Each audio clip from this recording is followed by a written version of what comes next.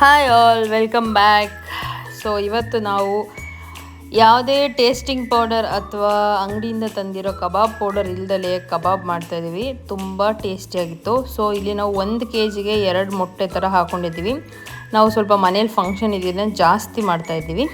So ನೋಡ್ಕೋಬೋದು ನೀವು. First ಎಲ್ಲ ಮೊಟ್ಟೆಗಳನ್ನ ನಾವು ಒಡೆದು ಒಂದು ಪಾತ್ರೆಗೆ ಹಾಕ್ಕೊಂಡು ಅದನ್ನು ಫಸ್ಟು ಮಿಕ್ಸ್ ಮಾಡ್ಕೋಬೇಕು.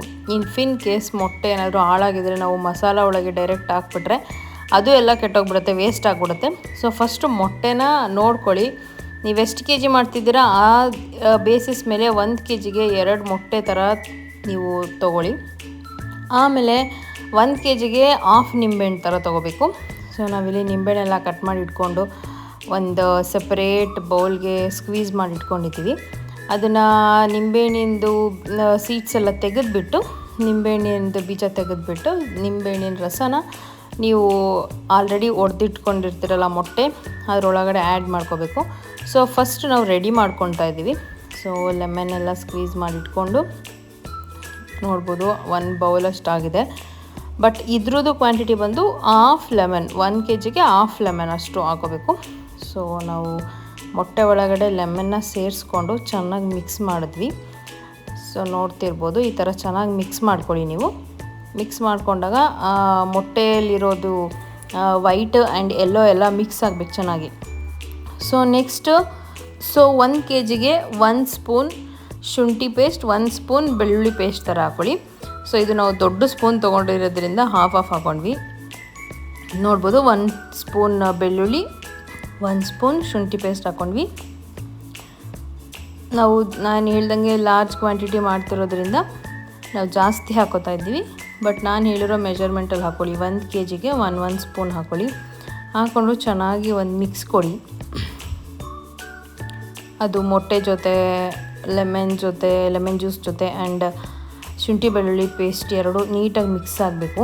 ಸೊ ನೋಡ್ತಿರ್ಬೋದು ನೀವು. ಈ ಥರ ಚೆನ್ನಾಗಿ ಮಿಕ್ಸ್ ಆದಮೇಲೆ ನೀವು ನೆಕ್ಸ್ಟ್ ಇಂಗ್ರೀಡಿಯೆಂಟ್ ಹಾಕೋಬೋದು. ಸೊ ನಾವು ಶುಂಠಿ ಹಾಕೋತಾ ಇದ್ದೀವಿ ಇವಾಗ. ಶುಂಠಿ ನಾವು ಎಷ್ಟು kg ಮಾಡಿದ್ವಿ ಅಷ್ಟು kgಗೆ ನೋಡ್ಕೊಂಡು ಹಾಕ್ಕೊಂಡಿದ್ವಿ.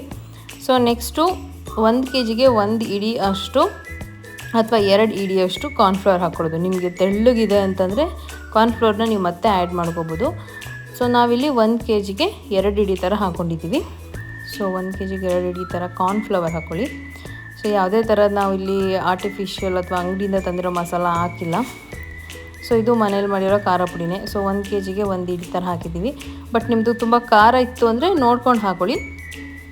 ಸೊ ಇದು ಖಾರ ನಾರ್ಮಲ್ ಇತ್ತು ಅಂತ ನಾವು 1 kgಗೆ 1 ಇಡಿ ಥರ ಹಾಕ್ಕೊಂಡ್ವಿ.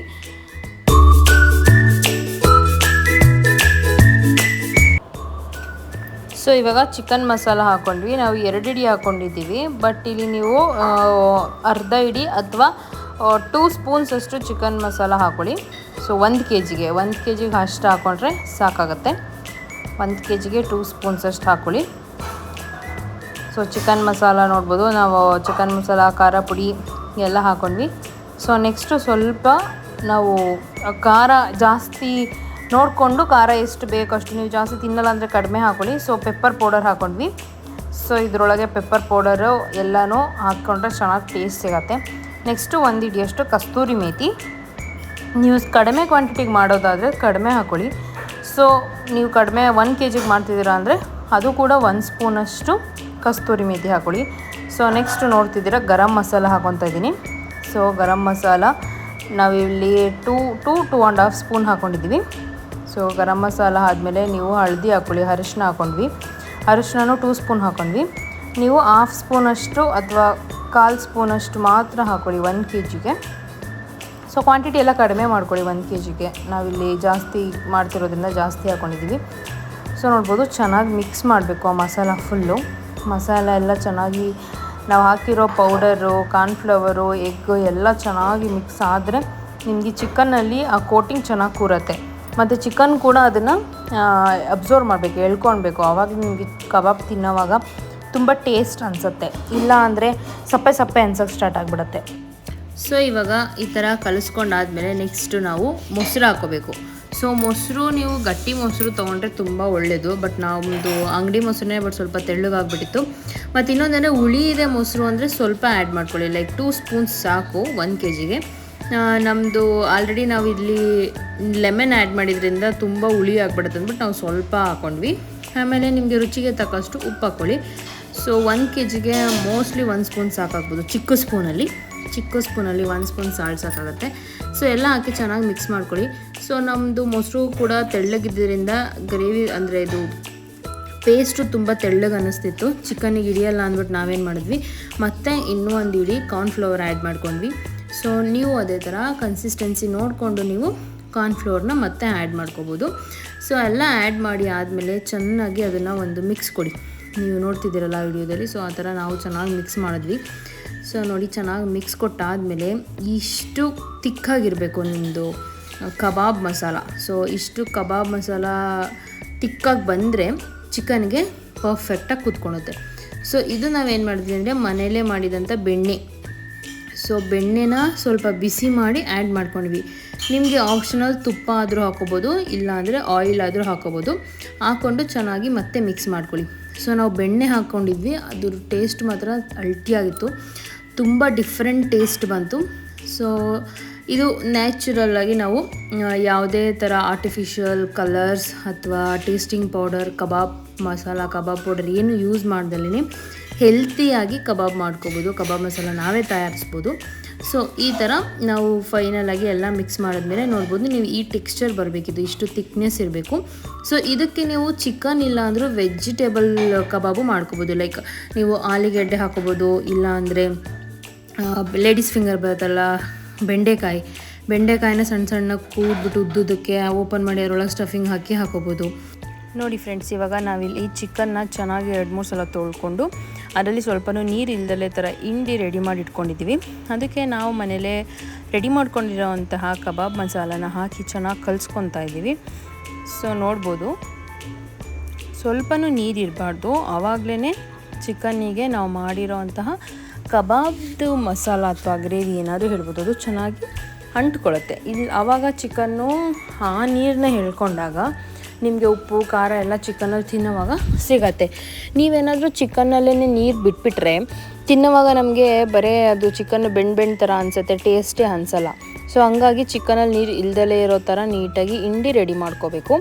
ಸೊ ನೋಡ್ಬೋದು, ನಾವು ಚೆನ್ನಾಗಿ ಕಲಿಸಿದ್ವಿ. ಸೊ ನೀವು ತುಂಬ ಜಾಸ್ತಿನೂ ಕಲಿಸೋದೇನು ಬೇಡ. ಸೊ ಎಷ್ಟು ಬೇಕು ಅಷ್ಟು ಮಸಾಲ ಹಾಕ್ಕೊಂಡು ಕಲಿಸಿದ್ರೆ ಸಾಕು. ನೋಡ್ಬೋದು, ನಾವು ತೋರಿಸ್ತಿದ್ದೀನಲ್ಲ.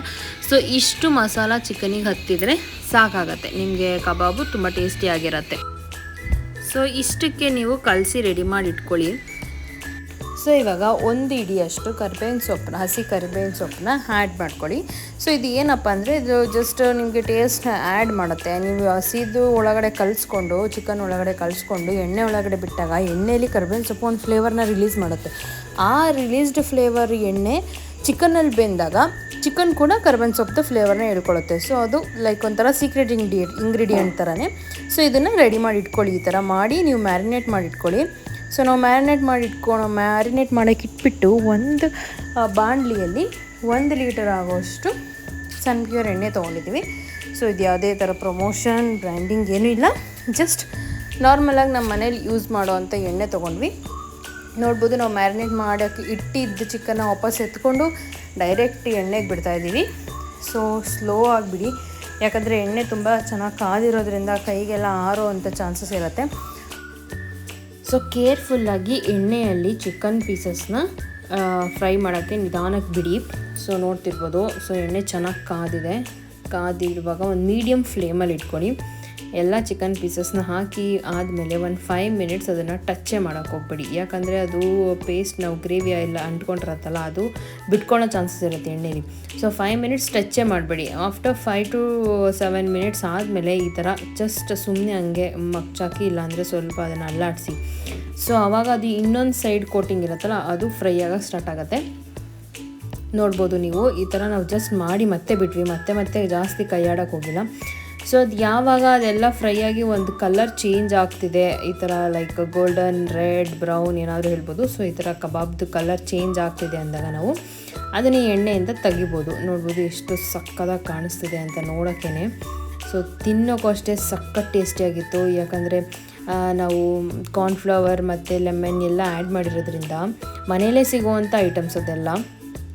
ಯಾವುದೇ ಥರ ಅದರಲ್ಲಿ ಸಪ್ರೇಟ್ ಕಬಾಬ್ ಪೌಡರ್ಗೆ ಹಾಕುವಂಥ ಅವರು ಏನೇನು ಹಾಕಿ ಮಾಡಿರ್ತಾರೋ ಗೊತ್ತಿರಲ್ಲ ಅಂಗಡಿಯಲ್ಲಿ ಬೇರೆ ಪ್ಯಾಕೆಟ್ ಕಬಾಬ್ ಪೌಡರ್ಗಳಲ್ಲಿ.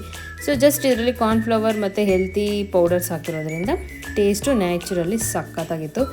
ಸೊ ಅದು ರೆಡಿ ಆದಮೇಲೆ ಆಯಿಲಿಂದ ತೆಕ್ಕೊಂಡು ಸರ್ವಿಂಗ್ ಬೌಲ್ಗೆ ಹಾಕಿ ಸರ್ವ್ ಮಾಡಿ. Thank you for watching. Keep support. Thank you.